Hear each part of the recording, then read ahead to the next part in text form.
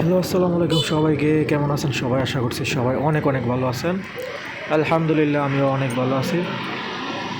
তো কেমন আছেন সবাই? আমি অনেক দিন পর পর ভিডিও পোস্ট করতেছি, কাজ কামে একটু ব্যস্ত থাকি, তো এই কারণে সবাই আপনারা যারা আমার ফ্যান ফলোয়ার আছেন তারা কমেন্ট করে অ্যাক্টিভ থাকবেন, সাথেই থাকবেন, একটু সাপোর্ট করবেন। নতুন আইডি তো, নতুন অ্যাকাউন্ট করছি ইউটিউব চ্যানেল। তো আপনারা যারা আমার চ্যানেলে নতুন, তো অবশ্যই ছোটো ভাই, বন্ধু বা বড় ভাই হিসেবে, আপু হিসাবে একটা সাবস্ক্রাইব করে পাশে থাকবেন। আপনাদের একটা সাবস্ক্রাইবে আমি অনেক দূরে এগিয়ে যেতে পারবো। তো দেখুন, আমাদের মেন রাস্তার মধ্যে আগে এই যে একসময় অনেক ফ্রিজ ছিল, বাইক চালায় অনেক আরাম পাওয়া যেত। এখন রাস্তার মধ্যে অনেক যানজটের সৃষ্টি হয়েছে, বিশেষ করে আমাদের বেলানগর এলাকার মধ্যে। বেলানগরের দিকে যাইতেছি আমি মাত্র আমতলা পৌঁছাইছি। রাস্তার মধ্যে বাইক চালানো খুবই ট্রাফ বিষয়। তারপর মোটামুটি কিন্তু আমরা বাইকার হিসাবে বাইক তো চালাইতেই হবে, কি আর করার। বেলনগরের জামটা পাস করতে খুব সমস্যা হয় আমাদের। এই যে আমাদের এই রাস্তাগুলো 4 লেনের কাজ চলতেছে অলরেডি, আরও 1-2 বছর সময় লাগতে পারে এই 4 লেনের হইতে। তো সেই অপেক্ষায় রইলাম যতদিন লাগে 4 লেন হইতে। রাস্তার পাশের কাজ চলতেছে অলরেডি, এখন তো আরও কাজ আরও অনেক দূর আগায় গেছিল।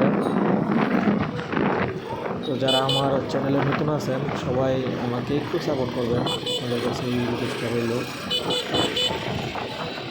আমাদের মিলিয়ে লাগে বাম সাইডে ডান সাইডে যে বালু ফালায় রাখছে, এইদিকে কাজ চলতেছে। রাস্তা 4 লেন হবে, ঢাকা টু সিলেট মহাসড়ক এটা।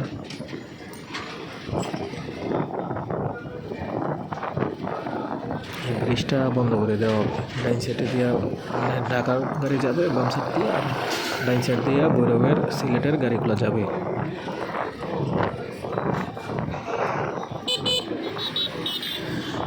হ্যাঁ, তো সবাই কি কোন জায়গা থেকে ভিডিওটা দেখতেছেন একটু কমেন্ট করবেন, কমেন্ট করে জানাবেন। একটা কমেন্ট বা একটা লাইক দিলে তো আপনাদের কোনো ওইরকম কিছু লস হয়ে যাইব না, ঠিক না? একটা লাইক কমেন্ট তো করতেই পারেন। আচ্ছা, একটা গল্প বলি আপনাদেরকে, গল্প না দুঃখের কথা শেয়ার করি।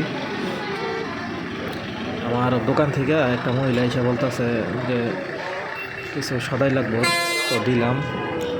দেওয়ার পরে বলতেছে তোমার আমি কালকে টাকাটা দিয়ে দিন।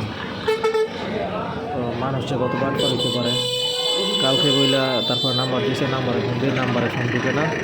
কালকে বইলে এই যে গেল, আজ পর্যন্ত কোনো টাকা পয়সা দেওয়ার লোকের কোনো খবর নেই। কীরকম তারপর মানুষ যে হইতে পারে, তো না দেখলে তো আর বোঝা যায় না মানুষটা কতটা বাটফার হতে পারে। আমাদের এলাকার যেখানে মোড়, এটা সামনে প্রচুর জ্যাম থাকে, প্রচুর জ্যাম। এই জ্যাম কাজ করে যাইতে হয় বেলনগর বরিশাল করতাম।